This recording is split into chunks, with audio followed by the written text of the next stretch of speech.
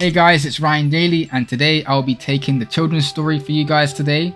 So the story that I'll be telling you today is the story of Daniel and the lions. Alright, so this story starts out in the year 586 BC. Nebuchadnezzar, the king of Babylon, besieged the city of Jerusalem. Many of the king's soldiers looted the temple for treasures and took back young men from Israel's royal family, those who were healthy and intelligent, so they can work under the king. Among these prisoners was Daniel. So Daniel was taken from Jerusalem all the way to Babylon, where he was to be trained for 3 years. He had to learn literature and the king's language before entering the king's service. But the thing is, it was a challenge for Daniel. He was a Jew in a different environment with different customs and laws. In Babylon, the king's students had to eat the royal food, which was food that Daniel was not supposed to eat. Lord Steward, please allow me to ask, what is this meat? Where is it from, and how was it slaughtered? The cattle are from the king's herd. They are fattened along the river and strangled before the altars of Marduk before their flesh is carried to the kitchens. The swine are from the king's pens. They are fed on choice food. And it is rumored the king's executioner laces their feed with the entrails of his victims, so that the king's chosen may feast and grow strong on the flesh of his enemies. So because of this issue, Daniel asked the king's guard if he could not eat this food because it's against God's law. So Daniel suggested that for 10 days, let them eat only water and vegetables, then compare his looks with the others who eat the royal food. Give us nothing but vegetables to eat and water to drink. Then compare our appearance to that of the other young men who eat the royal food. So the guard agreed to this, and of course, after 10 days, Daniel looked much healthier than the other men who ate the royal food. So guys, you gotta make sure you eat your veggies. Anyway, so Daniel grew up and God blessed Daniel with wisdom, even giving him the understanding to interpret dreams. By the time Daniel was finished with his training, he began working under King Nebuchadnezzar. They are Belteshazzar, Shadrach, Meshach, and Abednego. Hey yo, don't forget me! Who am I? Well, obviously you're King Nebuchadnezzar, king of Babylon. Probably the most powerful man there is right now. Trust me, bro, that's not gonna last long, because at some point you're gonna be going insane and be eating grass and that. Like a cow, fam.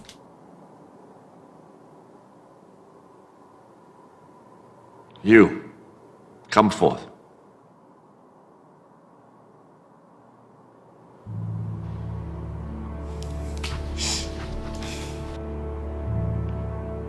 Why should I allow you, sons of my former enemies, to serve in my court? What? Bro, that was the whole reason you kept us here. You literally kept us here to study for you for 3 years. Do you remember? You made my man make us study all your history, literature, a whole new language. Fam, we're on a whole new level of education right now. So you better not let that go to waste, big man ting. This is good. Anyway, so one night Nebuchadnezzar was troubled in his sleep and had a mysterious dream that he could not understand. He first called for his magicians and enchanters and astrologers for help, and Nebuchadnezzar wanted them to tell him his dream first, but none of the wise men could do it. My lord, if only you would tell us your dream, we could interpret it as we have always done. Always! I know you're trying to gain time, or trick me into revealing what I've seen. Either way, I'll have none of it. However, after praying to God, Daniel was able to tell the king his dream, a dream foretelling that no matter how powerful a human king can be, his kingdom will be defeated. God is more powerful, and eventually his kingdom will overthrow the whole earth. A large statue, awesome in its appearance. The head of the statue was made of pure gold, its chest and arms of silver, its belly and thighs of bronze, its legs of iron, its feet partly of iron and partly of baked clay. As you were watching, a rock was cut out, but not by human hands. It struck the statue on its feet of iron and clay and smashed them. Then the iron, the clay, the bronze, the silver and the gold were all broken to pieces at the same time, and the wind swept them away without a trace. But the rock that struck the statue became a mountain and filled the whole earth. After Daniel revealed the meaning of Nebuchadnezzar's dream, he was astounded and placed Daniel in a high position. For many years, Daniel served under Nebuchadnezzar until a man named Belshazzar rose to power. One day Belshazzar was having a great banquet and gave orders to bring in the gold and silver cups that Nebuchadnezzar had taken from Jerusalem so that they can drink from them. As they drank the wine, fingers of a human hand suddenly appeared and began writing on the wall. The message that was written could not be understood by the king and his wise men.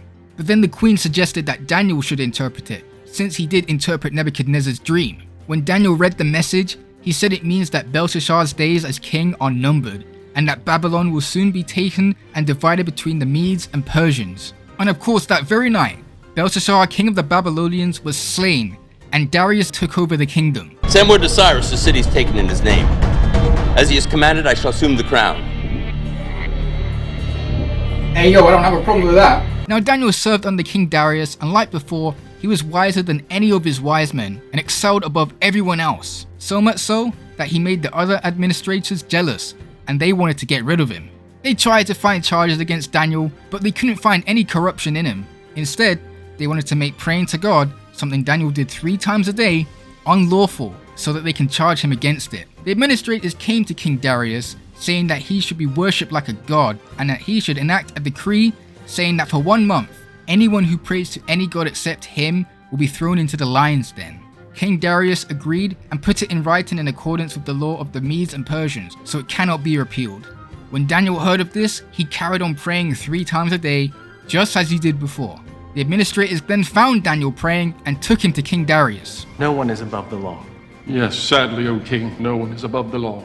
King Darius then knew he had been tricked and had no choice but to have Daniel be sent into the lion's den. What, you think this is gonna work? You know you're next, right?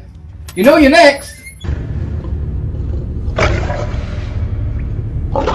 Hey, yo, chill. Because King Darius liked Daniel, he couldn't eat or sleep. At dawn, when Darius came to the den to see if Daniel was alive, he was alive with no wound on him whatsoever. Behold, there is no sign of wound on him. Yes, sir! What did I say? Daniel said God sent an angel to shut the lions' mouths, and as for the other administrators, it was them who were taken into the lion's den as punishment. You fools! Did you not think I would punish you? No, my king! After all that, the king then made a decree that everyone must fear and reverence Daniel's God. Alright, so that was the story of Daniel. So there is a lot we can learn from this. The main lesson we can take from this today is sticking to your beliefs. We first saw Daniel being told he had to eat food that he wasn't supposed to eat. Instead of compromising his faith, he instead requested to eat food he should be eating, and that turned out better for him. Even though he was working under these kings and was likely very busy, he still made sure to find time for God. I mean, he prayed 3 times a day.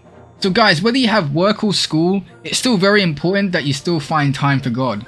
I mean, as Daniel grew in his relationship with God, he grew in wisdom as well. Matthew 6 verses 33 says, "But seek first the kingdom and his righteousness, and all these things will be given unto you as well." Even when Daniel's faith was challenged by the law, he still didn't stop what he was doing, and God protected him from the lions. Isaiah 41 verses 10 says, "So do not fear, for I am with you. Do not be dismayed, for I am your God. I will strengthen you and help you. I will uphold you with my righteous right hand." So yeah, that's basically it from me. I hope you guys enjoyed today's story. I hope you guys have a great day. God bless, and take care.